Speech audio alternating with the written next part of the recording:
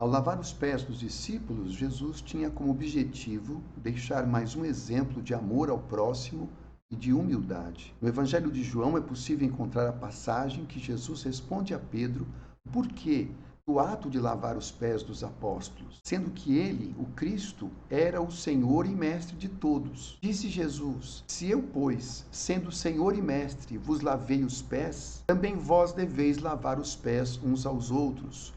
Porque vos dei exemplo, a fim de que, como eu fiz, assim façais vós também.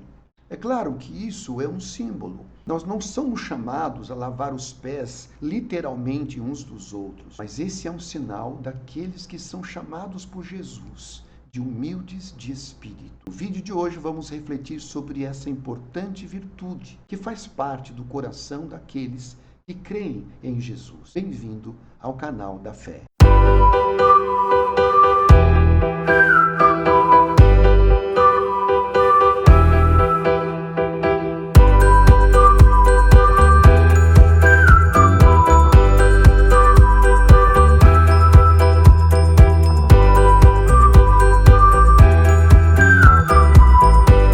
Olá, sejam muito bem-vindos. Vocês estão aqui no canal da Fé. E hoje nós vamos falar sobre o Sermão do Monte, um sermão muito conhecido, um dos principais discursos de Jesus, que revelam os seus ensinamentos, as suas instruções. É um estado permanente de felicidade, de uma pessoa que desfruta o tempo todo da presença de Deus. Então esse é o estado de bem-aventurança. E quem são estes bem-aventurados ao qual Jesus está se referindo? São os chamados os humildes de espírito. Em algumas traduções está como pobres de espírito. O que significa esse humilde dentro desse contexto que foi ensinado por Jesus? Uma coisa que fica muito clara é que essa humildade não tem nada a ver com pobreza, não tem nada a ver com carência material. Não é um estado de pobreza de uma pessoa que não tem muitos recursos. Claro que não era esse o objetivo. Você sabe que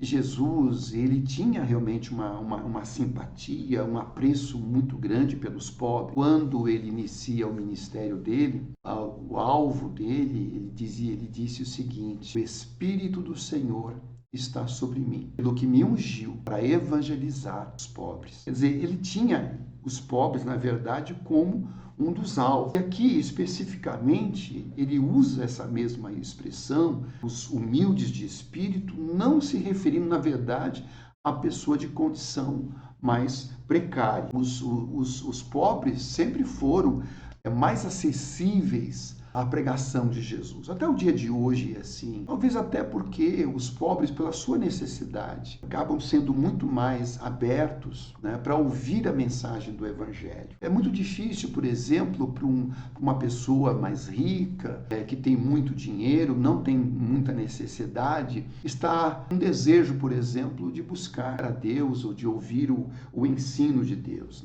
Não que não existam cristãos ricos e abastados, claro que existem. Sempre existiram também. Mas dentro do normal é isso que acontece. Dentro do normal é mais difícil para as pessoas que têm um certo estudo, um certo conhecimento, que acaba dizendo que ele só acredita naquilo que a ciência prova, enfim, ele não consegue lidar com a questão espiritual, com a questão da fé. Então, ao longo desse tempo, o que os eruditos, os grandes homens sempre disseram sobre a religião, por exemplo, e a religião é uma forma de escapismo, a religião é o ópio do povo, que a religião é um instrumento de manipulação das massas. De certa maneira, eles não estão errados. Na verdade, de certa maneira, eles têm razão, porque a história mostra os descalabros que as religiões fizeram ao longo da história, quantos malefícios foram feitos em nome da religião, foram feitos em nome de Deus. Então, por isso que muitos acabam se fechando, muitos acabam não acreditando em nada, por causa até esse passado horrível, mas particularmente com relação às pessoas mais ricas, já no tempo de Jesus, um certo momento, Jesus fala alguma coisa sobre isso. E ele diz o seguinte: como é difícil aos ricos entrar no reino de Deus. De fato, é mais fácil passar um camelo pelo fundo de uma agulha do que um rico entrar no reino de Deus. É claro que isso não é absoluto, a gente não pode ter essa palavra como sendo incluindo todas as pessoas que têm recursos. Não, de maneira nenhuma. Tanto é que no tempo de Jesus, alguns dos seus discípulos, das pessoas que seguiram Jesus, eram pessoas que realmente tinham muitas posses. Isso não impediu eles de realmente crerem e seguirem Jesus. O que ele está dizendo, na verdade, é que a pessoa, quando tem todo o suprimento e nada lhe falta, por que ele vai buscar a Deus? Normalmente a pessoa não se preocupa, não se importa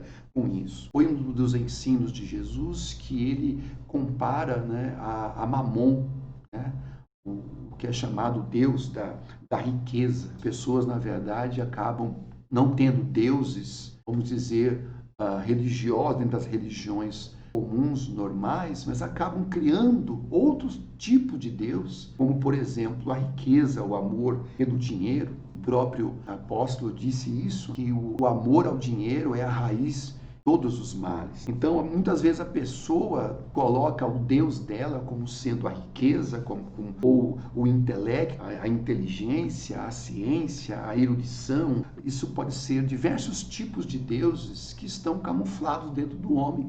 Tudo aquilo que o homem adora, na verdade, é um tipo de Deus dentro do seu coração. Mas, retornando a essa questão do humilde de espírito, bem-aventurados os humildes de espírito, porque deles é o reino dos céus. O que fica muito evidente dentro do ensino de Jesus, que humilde de espírito, o que é humilde de espírito? Humilde de espírito é o oposto da soberba, do orgulho humano.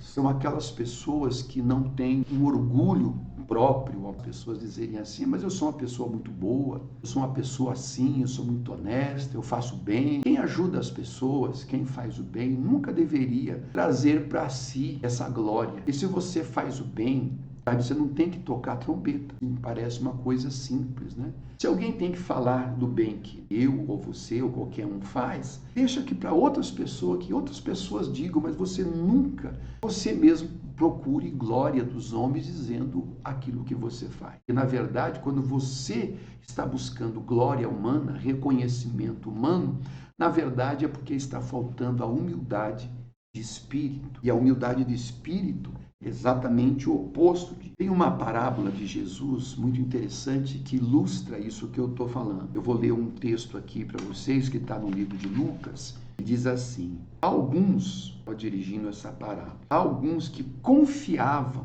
em sua própria justiça e desprezavam os outros, Jesus contou esta parábola. 2 homens subiram ao templo para orar. Um era fariseu e o outro era um publicano. O fariseu era uma pessoa religiosa. O publicano era a pessoa que não tinha nada a ver com religião, um coletor de impostos, odiado pela população. O fariseu, esse que era religioso, se colocava em pé e orava. No íntimo, ele dizia o seguinte: Deus, eu te agradeço, porque eu não sou como os outros homens. Eu não sou como os ladrões, os corruptos, os adúlteros, e nem sou também como esse publicano que está aí. Provavelmente os dois estavam no templo, os dois estavam orando, cada um no seu lado, e aquele fariseu, cheio de orgulho, cheio de si, apontava então ali para o publicano e dizia para Deus: olha, graças eu te dou que eu não sou como ele, se sentindo realmente muito,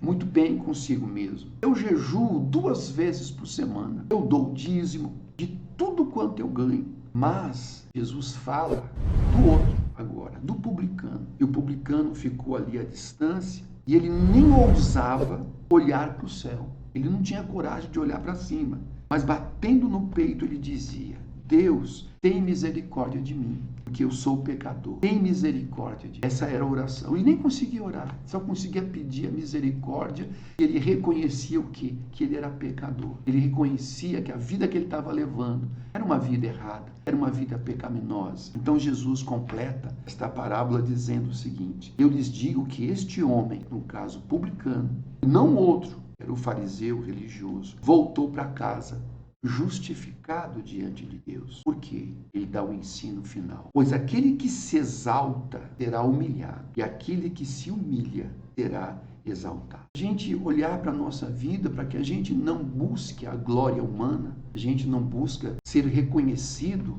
por ninguém, tentando exaltar aquilo que nós fazemos, as nossas obras, os nossos feitos. Não. Esse ensino de Jesus é maravilhoso porque as pessoas que fazem parte do reino dos céus são pessoas que têm no seu coração esse sentimento. São chamados de os humildes de espírito. Eles reconhecem suas incapacidades. Eles sabem que o que eles precisam de Deus. Eles precisam que Deus tenha misericórdia deles. Nós não podemos ir a Deus como foi esse fariseu, se exaltando a si mesmo. O que Jesus mostra são aquelas coisas que agradam a Deus e o que desagrada a Deus. Então, essa postura religiosa desse fariseu, então aquilo criou um orgulho nele. Ele se sentia orgulhoso de si mesmo, como se Deus tivesse obrigação de atendê-lo, de fazer uma obra nele, ou fazer um milagre na vida dele,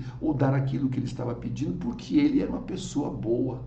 Ele é uma pessoa, sabe, que fazia todas as coisas certinhas, era um dizimista, dava o dízimo direitinho, de tudo quanto ele ganhava. Ele jejuava 2 vezes por semana, olha só. Era uma pessoa que é extremamente religiosa. Esse extremismo religioso criou nele o quê? Um orgulho. Criou nele um orgulho porque ele acabava julgando as pessoas, desprezava, como diz aqui no começo, e desprezava os outros. Geralmente é isso que acontece. Quando a pessoa está cheia de orgulho, ele acha que ele é uma pessoa justa, e tem uma pessoa que serve a Deus, sou eu. Se tem uma pessoa que faz o bem, sou eu não mato, não roubo, não faço nada de errado, então eu estou de bem com Deus. Mas o que acontece? Despreza os outros. Geralmente quem tem um orgulho religioso, né, um legalista, uma pessoa que acha que faz a vontade de Deus, a tendência dele é desprezar os outros. É por isso, meu querido, que quando nós vamos a Deus em oração, como deve ser o nosso coração? E é esse tipo de comportamento que agrada a Deus. Quando eu vou a Deus, eu me humilho. Quando eu vou a Deus, eu vou reconhecendo a minha incapacidade. E eu reconheço que tudo que eu preciso vem dele. E não é por merecimento. Isso é muito importante você entender. Você nunca vai receber as bênçãos de Deus por merecimento. Não é por merecimento. Sabe por que Deus abençoa? Deus abençoa porque ele é bom.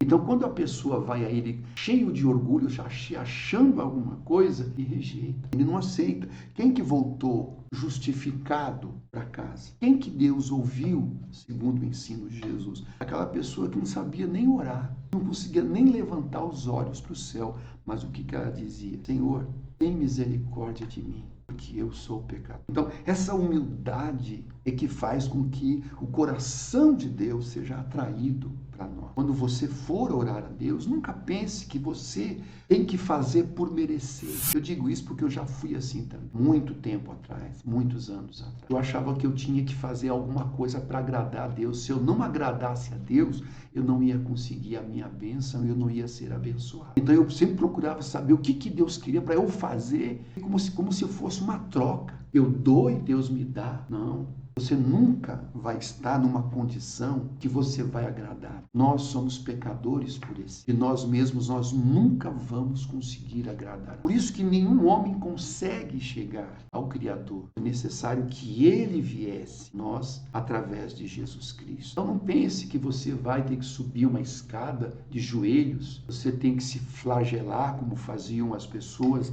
na Idade Média, que achavam que através dos flagelos, do sofrimento, ele ia conseguir atrair a atenção de Deus. Nenhum sacrifício, sabe, atrai Deus. Sacrifício não atrai Deus. O que atrai Deus é um coração quebrantado, um coração humilde, é um coração que reconhece a sua incapacidade e muitas vezes não tem coragem nem de olhar para o céu. Mas quando você clama com sinceridade, com verdade, Deus ouve, Ele então age, então Ele opera. Que a sua vida seja muito abençoada, seja uma vida feliz, seja uma vida que agrade a Deus. Amém?